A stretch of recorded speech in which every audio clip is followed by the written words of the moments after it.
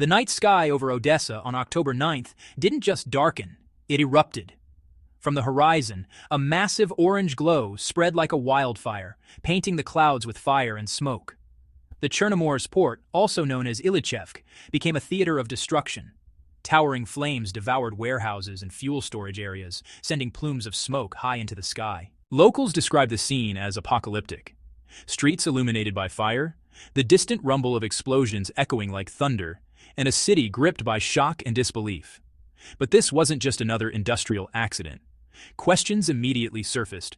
Was this attack targeting ordinary port operations, or was there something far more strategic hidden behind those walls? Could it be that Western-supplied military equipment, vital to Ukraine's defense, had been stored there? The uncertainty of what was lost, and the scale of the destruction, set the tone for a night that would leave a city and a nation reeling. Odessa, long a symbol of Ukraine's access to the world and its resilience, suddenly seemed vulnerable. The fire didn't just consume material goods, it threatened to ignite fear, confusion, and a sense of helplessness. But this wasn't just another industrial accident. Questions immediately surfaced. Was this attack targeting ordinary port operations, or was there something far more strategic hidden behind those walls? Could it be that Western-supplied military equipment, vital to Ukraine's defense, had been stored there? The uncertainty of what was lost, and the scale of the destruction, set the tone for a night that would leave a city and a nation reeling. Odessa, long a symbol of Ukraine's access to the world and its resilience, suddenly seemed vulnerable. The fire didn't just consume material goods, it threatened to ignite fear, confusion, and a sense of helplessness. As the flames danced over the port, it became clear that the events of that night were not random. They were a message, a stark demonstration of how quickly a city's lifeline could be threatened. As the night sky burned over Odessa, residents didn't just watch from a distance, they experienced the strike in real time. Videos quickly appeared online, showing the moment the explosion tore through the Chernomorsk port. Seconds before the devastation, a strange, high-pitched buzzing filled the air, the telltale sound of Geran-2 drones approaching. Then came the blinding flash, followed almost immediately by a shockwave that rattled windows across the city. People described the sensation like standing next to a moving wall of sound and heat, a reminder that modern warfare doesn't just happen on distant battlefields. It can reach the heart of a city in moments. Eyewitnesses painted a chaotic scene. Firefighters rushing toward flames that seemed impossible to contain, cranes reduced to skeletal frames, and warehouses collapsing one after another. The scale of the destruction was staggering. Shipping containers twisted into molten piles, and smoke billowed for hours, turning the night into an eerie, orange-tinted dawn. But the story wasn't straightforward. Russian sources claimed the drones had targeted concentrations of foreign-supplied weapons and military fuel. Ukrainian officials insisted the attack hit civilian port infrastructure, yet the footage circulating online hinted at something more complex. Multiple secondary explosions suggested ammunition or other stored ordnance might have been involved. This clash of narratives left viewers questioning what really lay inside the port and set the stage for understanding why Odessa has become such a critical target. At the heart of the Odessa strike was a weapon that has become both feared and infamous, the Geran-2 drone. Think of it as a modern arrow, but one that can fly thousands of kilometers, carrying a deadly payload with frightening precision. Originating from Iran's Shahed 136 platform, the Geran-2 weighs around 200 kilograms and carries a high explosive warhead capable of leveling warehouses and fuel depots in seconds. Its operational range extends up to 2,000 kilometers, meaning it can strike deep behind enemy lines without ever being seen until the moment of impact. Unlike cruise missiles, which are fast and expensive, the Geran-2 is relatively slow but cheap, simple, and effective. Its real power comes from numbers. Swarms of drones can strike simultaneously, saturating air defenses and overwhelming military forces. Even if some are intercepted, others will reach their targets. It's like a game of whack-a-mole at deadly scale. The more waves, the higher the chance of destruction. This weapon isn't just about explosions, it's about strategy. The use of drones like the Geran-2 reflects a shift in modern warfare, where psychological impact and logistical disruption are just as important as hitting the front lines. In Odessa, the drones' swarm tactics ensured that even well-prepared defenses couldn't fully protect the port. Warehouses, cranes, and fuel depots were destroyed, not just physically, but as a signal modern war can reach deep into the enemy's heartland, and nothing is untouchable. The October 9th strike wasn't an isolated incident. It was part of a pattern that has grown increasingly clear. Just a week earlier, on October 3rd, a wave of Geron-2 drones hit strategic facilities in the Odessa region. Fires erupted, parts of the city lost power, and multiple bombings were reported near the port and in the Perisip district. The result was more than just physical damage. A blackout stretched across large portions of Odessa, showing how deeply these attacks could disrupt both civilian life and critical infrastructure. Odessa wasn't the only target. On the same night, coordinated drone strikes hit Ukrainian energy and military facilities in Kyiv and Sumy. Supply lines were damaged, warehouses were destroyed, and the cumulative effect was a strain on logistics already stretched thin by ongoing military operations. Analysts began to notice a pattern. Ports, power stations, and transport hubs were being targeted systematically, not randomly.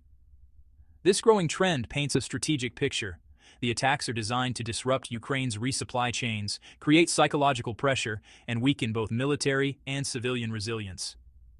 Each explosion, each fire, and each blackout isn't just a tactical strike. It's a message. Russia is demonstrating that it can reach far beyond the front lines, hitting the very arteries that sustain Ukraine's war effort. Odessa, with its vital maritime ports, sits at the center of this unfolding strategy, making it a focal point for understanding how modern warfare is increasingly about control, disruption, and intimidation. As the smoke cleared over Odessa, attention turned to a question nobody could answer for certain. What exactly was stored in the Chernomor's port? Footage from the site showed multiple secondary explosions, suggesting that the fire had reached more than just ordinary cargo. Shipping containers were twisted into molten heaps, cranes had collapsed, and storage facilities burned for hours before emergency teams could even approach. Some Russian sources claimed the port held foreign-supplied ammunition and military fuel, giving the attacks a clear tactical objective. Ukrainian officials maintained it was civilian infrastructure, yet analysts pointed to the pattern of explosions and the presence of certain materials in previous strikes as evidence that parts of the port may have had a dual purpose, serving both civilian trade and military supply needs. Think of it honestly, like a warehouse that appears ordinary from the street, but hides critical equipment inside. This uncertainty fuels speculation. Was Odessa a gateway for Western aid reaching Ukrainian forces on the front lines? Were some warehouses storing weapons destined for battle? The truth remains difficult to verify, but each successive strike seemed to send a message that Russia could reach deep into Ukraine's logistical lifelines. The flames over the port weren't just destruction, they were a signal. No part of the supply chain was entirely safe, and the war could touch areas far from the battlefield. To understand why the strikes on Odessa hit so hard, we need to see the bigger picture. Odessa isn't just a city, it's Ukraine's main maritime hub and its last major access point to the Black Sea. After the loss of ports like Mariupol and Berdansk, almost all of Ukraine's naval and trade operations were squeezed into this narrow coastal corridor. Every shipment, every fuel depot, and every warehouse here is a lifeline for both the economy and the military. Attacks on Odessa aren't just about destruction, they ripple through the entire country.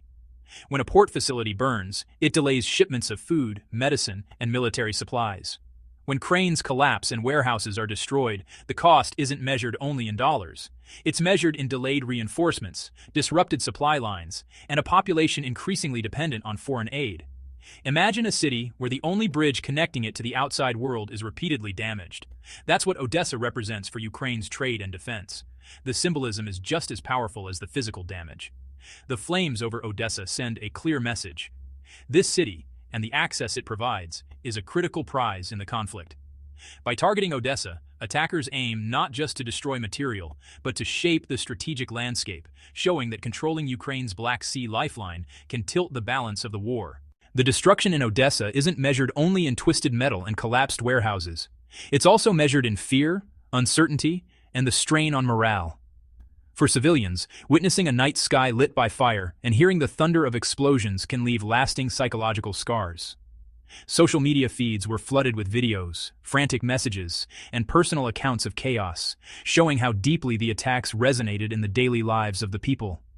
For the military, the impact is strategic as much as it is physical. Every destroyed warehouse or fuel depot disrupts supply chains, forcing commanders to reroute resources and slow operations. Coordinated drone strikes like this demonstrate a new doctrine in modern warfare.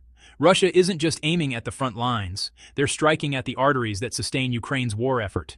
The message is clear. Even well-defended cities and critical hubs are vulnerable, And logistics, morale, and perception are all battlegrounds. Repeated strikes really amplify this effect. The Durantu's swarm capability ensures that defenses are tested, stretched, and sometimes overwhelmed. Each successful strike sends a psychological signal, both to Ukraine and the international community, that the attacker can reach deep, precise, and unimpeded. It's a reminder that modern conflicts are fought not only with weapons, but with strategy, information, and the careful shaping of perception. Odessa's fires are a warning. The war extends far beyond the front lines, touching the very heart of the nation's resilience. As the smoke continues to rise over Odessa, the city stands as both a symbol of resilience and a stark reminder of vulnerability. The October 9th strike revealed the devastating power of modern drone warfare, the strategic importance of key ports, and the complex interplay between civilian and military infrastructure. Each warehouse destroyed, each fuel depot ignited, isn't just a tactical loss. It's a blow to the arteries that sustain Ukraine's economy and defense. The pattern of repeated strikes shows a deliberate strategy, not merely to hit targets, but to disrupt supply chains, pressure morale, and send a message about reach and precision. Odessa, once a gateway to global trade, has become a front line in a war that increasingly blurs the lines between battlefield and cityscape. The flames and destruction are a visible warning that modern conflicts are fought in ways that extend far beyond conventional combat. As viewers, it's important to reflect on what this means for Ukraine and for the future of warfare. The events over Odessa are not isolated. They are part of a larger story about control, logistics, and the vulnerabilities of modern infrastructure. And as the fires cast their orange glow across the Black Sea coast, one question lingers. What will be the next target? And can Ukraine's lifelines withstand the firestorm that now threatens them?